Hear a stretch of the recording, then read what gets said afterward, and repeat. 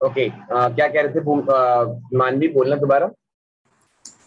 Sir मैं कह रही थी कि जैसे कि हम एसिड के अंदर वाटर डालेंगे तो सॉल्यूशन का है उसका पर यूनिट वॉल्यूम उसका मास ज्यादा बढ़ जाएगा, बट एसिड मतलब का amount- आप, अच्छा मतलब जैसे आप कह रहे हो कि जैसे इस टेस्ट ट्यूब में मान लो HCl है, ठीक है, और सर मैंने इसमें क्या डाल दिया, पानी डाल दिया।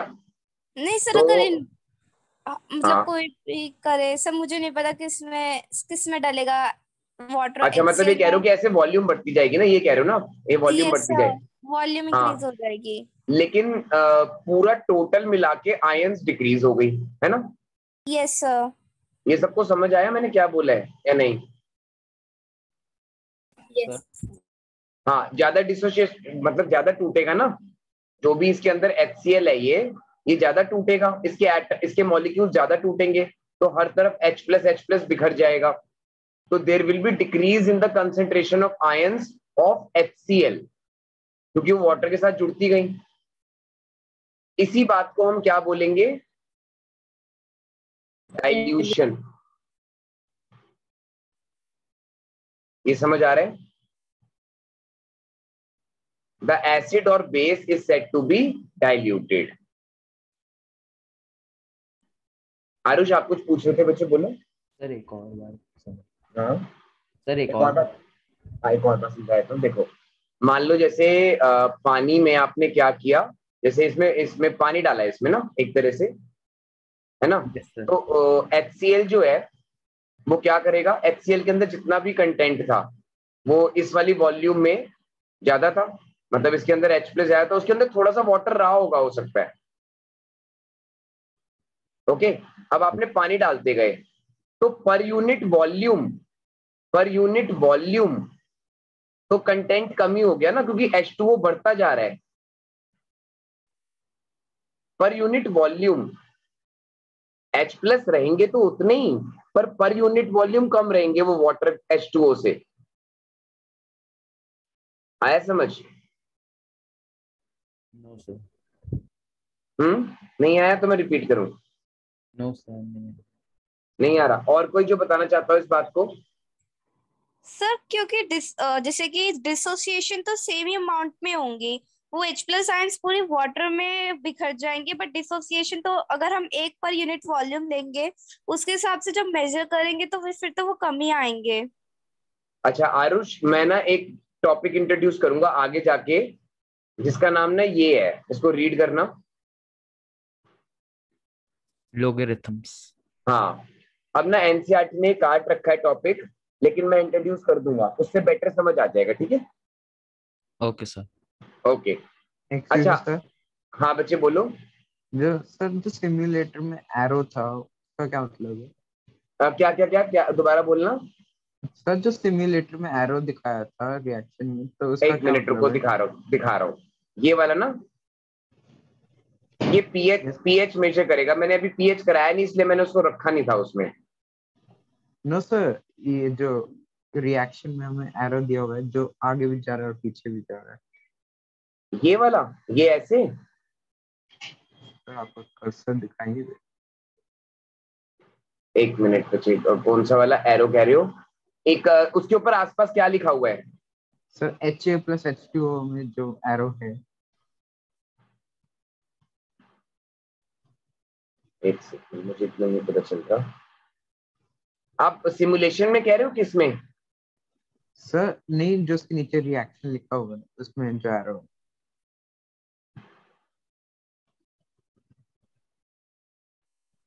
यहाँ पे?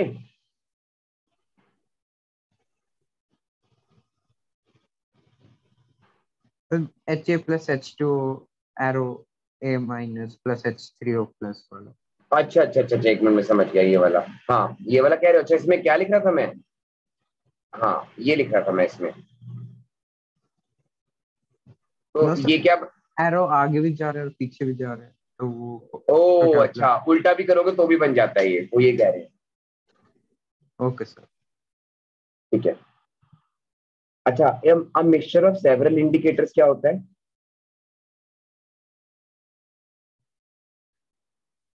बहुत सारे universal. Universal indicator. The universal indicator shows different colours at different concentration of hydrogen ions. ये बहुत इंपॉर्टेंट पॉइंट है। यानी अगर मैं आपने वो देखा है पीएच पेपर, मैं दिखाता हूं पीएच पेपर।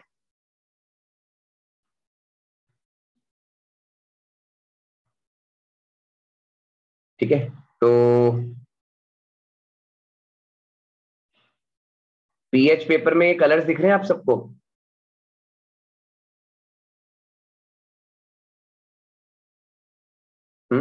बताना, सबको दिख रहे हैं कलर्स? यस। ठीक है, तो ना ध्यान से देखना मैं क्या बताने वाला हूं।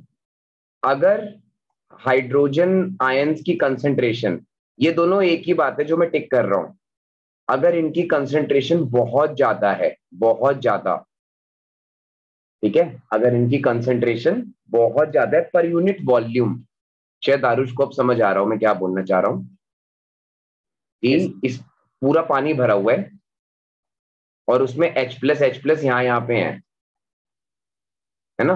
और पहले क्या था, जब मैंने पहले बोला था, जब मैंने बिना वाटर के डाला था तो वो ऐसे था ना, बिना वाटर वाला ऐसे था। तो अभी H+ की कंसेंट्रेशन ज्यादा थी ना with respect to this volume. आ रहा है समझ अब? ठीक है, तो ये क्या करते हैं, आपको ये तो पता है ना कि H+ एक प्रोटॉन है। यस। ठीक है ना। तो होता क्या है, जब ये मतलब केमिस्ट्री में हम इस बात को कैसे समझते हैं, कलर्स को लाइट में कैसे समझते हैं, डिस्पर्जन समझते हैं ना, प्रिज्म से, प्रिज्म सुना होगा सबने। तो केमिस्ट्री में हम कलर्स को कैसे समझेंगे, पीएच पेपर से। और पीएच का मतलब होता है पोटेंस हाइड्रोजन। पोटेंस हाइड्रोजन मतलब पावर ऑफ हाइड्रोजन। क्या बोलोगे इसको? Power of hydrogen, potence hydrogen. Potence एक जर्मन वर्ड है। सो कलर्स इस पे डिपेंड करेंगे। अब देखो यहाँ पे क्या लिखा हुआ है, एक बार रीड करना। क्या नाम है, समायरा, यहाँ पे मैं दिखा रहा हूँ, वो रीड करना, इसको 1-2 बार रीड करना है। 29 point. The universal indicator shows different colors at different concentrations of hydrogen ions in a solution. तो इसका मतलब क्या है? फिर हाइड्रोजन की जितनी कंसंट्रेशन होगी उस हिसाब से कलर आएगा। Very nice. तो उस कलर को मेजर करने के लिए हमने क्या बना लिया, एक हाइड्रोजन आयन कंसंट्रेशन स्केल। उसका नाम क्या होगा? PH scale. और पी किसके लिए होता है पीएच में? पोटेंस। पीएच स्केल कहां से कहां तक होता है बच्चे, दिख रहा है? 0 to 14। इसको हम क्या बोलते हैं? PH major. जैसे थर्मामीटर होता है ना, थर्मामीटर क्या करता है? थर्मामीटर क्या करता है? सब बॉडी टेम्परेचर मेजर। हाँ, तो पीएच क्या करता है? एसिडिटी या बेसिसिटी मेजर करता है। तो pH should be thought of simply as a number which indicates the acid और basic nature of a solution. क्या ये लाइन सबको समझ आई? पीएच शुड, अच्छा, higher the hydronium ion concentration lower is the pH. Is that true? Yes sir. अब देखिए scale, तो उन्होंने क्या मान के चल रहे हैं शुरू से, कि जितनी ज्यादा हाइड्रोजन आयन की कंसेंट्रेशन होगी पर यूनिट वॉल्यूम, उतना ही कम पीएच होगा। तो उन्होंने क्या लिखा हुआ था, देखो ऑब्वियसली यहाँ पे लिखा हुआ था 0 पे वेरी एसिडिक, 0 पे लिखा हुआ था वेरी एसिडिक, और 14 पे लिखा हुआ है वेरी अल्कलाइन। अल्कलाइन मतलब बेसिक। तो देखो यहाँ पे न्यूट्रल लिखा हुआ है, उसके लेफ्ट में क्या लिखा हुआ है? Acidic nature increasing. ठीक है ओके, और यहाँ क्या लिखा हुआ है? Basic nature increasing. तो obviously increasing in H+ ions और ये डिक्रीजिंग इन दिस। तो जैसे जैसे हम राइट की तरफ जाएंगे तो हाइड्रोजन आयन कम होती जाएंगी और OH- आयंस बढ़ती जाएंगी। और लेफ्ट की तरफ क्या होगा? H+ आयंस बढ़ती जाएंगी और OH- आयंस कम होती जाएंगी। कुछ आ रहा है समझ में? और इसका आंसर देखो कैसे लिखा हुआ है उन्होंने, वेरिएशन ऑफ पीएच, ठीक है ना, variation of pH change in the concentration of H+ and OH- ions. As the pH value increases from 7 to 14, it represents an increase in OH- ion concentration. या फिर हम क्या बोल सकते हैं उसकी जगह पे, OH- की जगह पे स्ट्रेंथ ऑफ एन एल्कली, और एल्कली क्या था? एक सॉल्यूबल बेस। सर यहाँ पे हमने अल्कली क्यों मेंशन करे, सिर्फ बेस क्यों नहीं मेंशन कर रहे? जैसे एसिडिक में तो एसिड ही मेंशन कर रहे हैं। वेरी नाइस क्वेश्चन मानवी। इसमें क्या होता है बच्चे, इसमें पीएच पेपर उसी का देता है, क्योंकि ना पता है क्यों, कुछ ना वीक बेसिस होती हैं, वो सॉल्यूबल नहीं होती। तो सॉल्यूबल नहीं होंगी तो OH- आयंस की ना गड़बड़ आ जाएगी। कैसे? OH- आयंस सारी नहीं टूटेंगी, वीक बेस का मतलब क्या है, सारी OH- आयंस नहीं टूटी, लेकिन HCl मतलब एसिड जनरली कर देते हैं। मतलब मेरी बात समझ आ रही है मैं क्या बोलना चाह रहा हूँ? OH- आयन सारी नहीं टूटेंगी, तो हमें वही वाली चाहिए जो पूरी तरह टूट जाए। तो वो कौन सी होती हैं? Soluble basis. सर ये भी लिटमस पेपर की तरह काम करता है। हाँ, क्या कह रहे हो बच्चे, क्या कह रहे हो? सर ये भी लिटमस पेपर की तरह काम करता है। हाँ नहीं, हाँ थोड़ा बहुत कह सकते हो। अब ना आपको वो पता है, ये वाला पता है ये क्या होता है? एनीवन?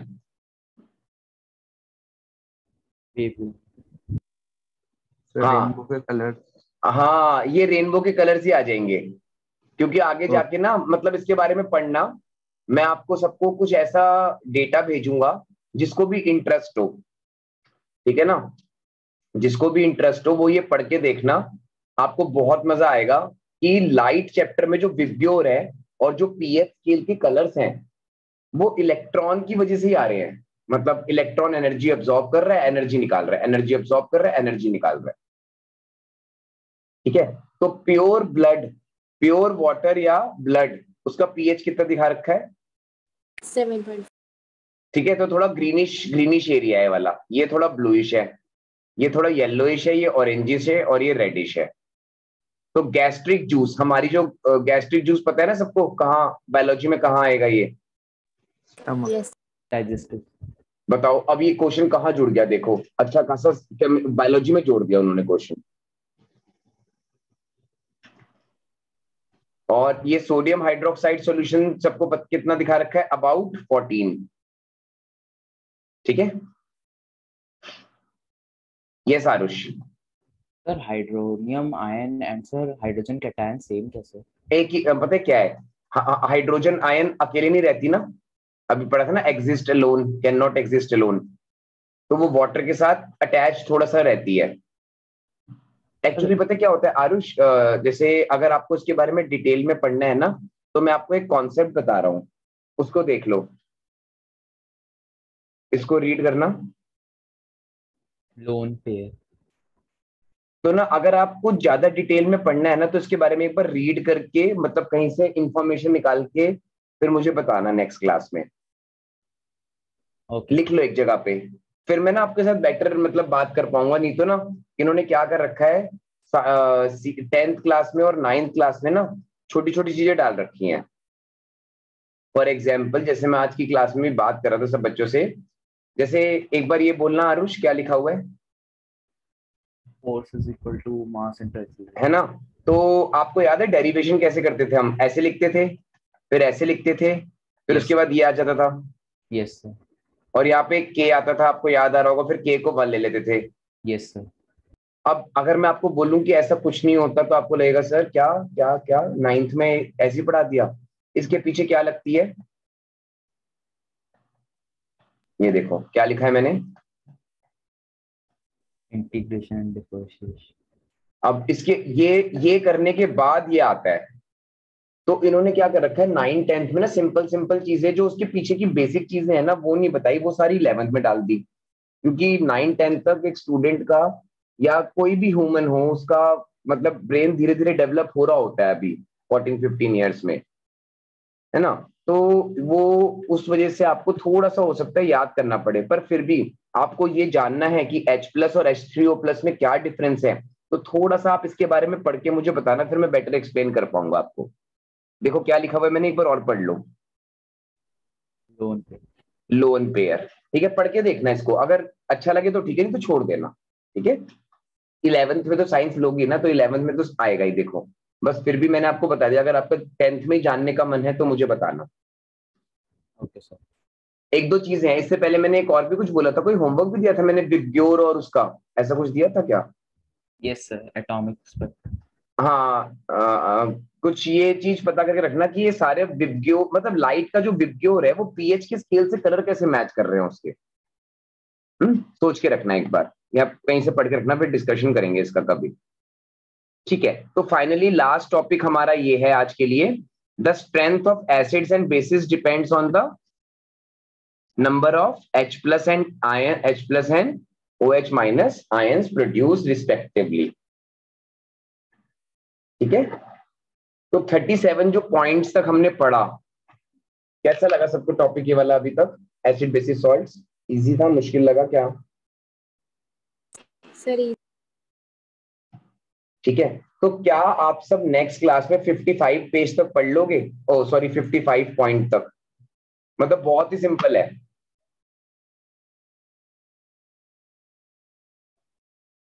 Yes sir. कोशिश करना 55 पॉइंट्स तक आप पढ़ लो।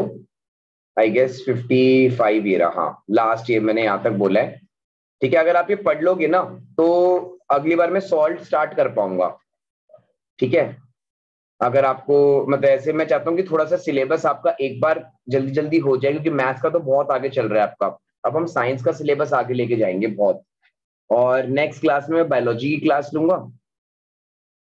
ठीक है, तो आज इजी लगी क्लास, टफ तो नहीं लगी किसी को? नो सर, इजी लगा। ओके, ओके बच्चे, bye bye everyone. Thank you. Thank you sir. Thank you sir. Okay.